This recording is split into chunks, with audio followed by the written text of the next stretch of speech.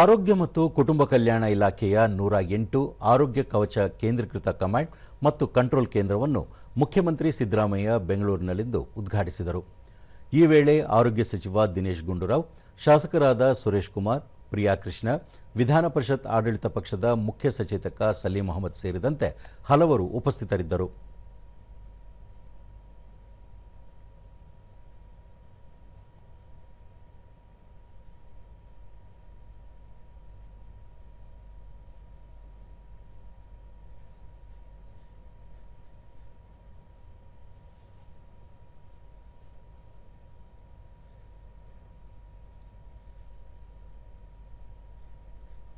ಬಳಿಕ ಮುಖ್ಯಮಂತ್ರಿ ಸಿದ್ದರಾಮಯ್ಯ ರಾಜ್ಯಾದ್ಯಂತ ಎಲ್ಲ ಜಿಲ್ಲೆಗಳಲ್ಲಿ ಇಂದಿನಿಂದ ಅತ್ಯಾಧುನಿಕ ತಂತ್ರಜ್ಞಾನವುಳ್ಳ ಆಂಬ್ಯುಲೆನ್ಸ್ ಸೇವೆ ಲಭ್ಯವಾಗಲಿದ್ದು, ತುರ್ತು ಸಂದರ್ಭದಲ್ಲಿ ತ್ವರಿತಗತಿಯಲ್ಲಿ ಚಿಕಿತ್ಸೆ ದೊರೆಯಬೇಕು ಎನ್ನುವುದು ಸರ್ಕಾರದ ಆಶಯವಾಗಿದೆ ಎಂದು ಹೇಳಿದ್ದಾರೆ. ಅತ್ಯಾಧುನಿಕ ಆಂಬ್ಯುಲೆನ್ಸ್ ಸೇವೆ ಪರಿಣಾಮಕಾರಿಯಾಗಿ ಜನರಿಗೆ ತಲುಪಿಸುವ ಉದ್ದೇಶ ಹೊಂದಲಾಗಿದೆ. ದೇಶದಲ್ಲಿ ಪ್ರಥಮ ಬಾರಿಗೆ ಕರ್ನಾಟಕದಲ್ಲಿ 108 ಆರೋಗ್ಯ ಕವಚ ಕೇಂದ್ರೀಕೃತ ಕಮಾಂಡ್ ಮತ್ತು ಕಂಟ್ರೋಲ್ ಕೇಂದ್ರದ ಆರೋಗ್ಯ ಸೇವೆ ಆರಂಭಿಸಲಾಗಿದೆ ಎಂದು ತಿಳಿಸಿದ್ದಾರೆ.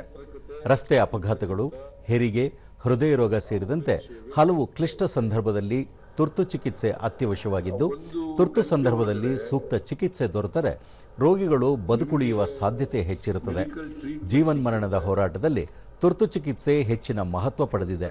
ಈ ಹಿನ್ನೆಲೆಯಲ್ಲಿ ಅತ್ಯಾಧುನಿಕ ಆಂಬ್ಯುಲೆನ್ಸ್ ಸೇವೆಯನ್ನು ಆರಂಭಿಸಲಾಗಿದೆ ಎಂದರು. ನನ್ನ ಪ್ರಕಾರ ಬಹುಶಃ ಆರೋಗ್ಯ ಇಲಾಖೆ ಪ್ರಕಾರ 80% ಇಂಥ 1 ಗಂಟೆ ಟ್ರೀಟ್ಮೆಂಟ್ ಸಿಗ್ತದಲ್ಲ, ಅವು ಅಪಘಾತಗಳಲ್ಲಿ ಬದುಕಿರ್ತಕ್ಕಂಥದ್ದೇ ಜಾಸ್ತಿ ಇರ್ತಕ್ಕಂಥ 80%.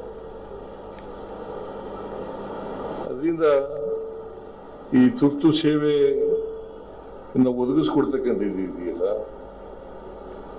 ಅದು ಅತ್ಯಂತ ಅವಶ್ಯ, ಅಗತ್ಯ ಮತ್ತೆ ಮರಣವನ್ನ ತಪ್ಪಿಸ್ತಕ್ಕಂಥ ಸಾಧ್ಯತೆ ಹೆಚ್ಚಾಗಿರ್ತದೆ ಅಂತಕ್ಕಂಥ ಮಾತುಗಳನ್ನ ಈ ಸಂದರ್ಭದಲ್ಲಿ ಹೇಳಲಿಕ್ಕೆ ಬಯಸ್ತಾ ಇದ್ದೇನೆ.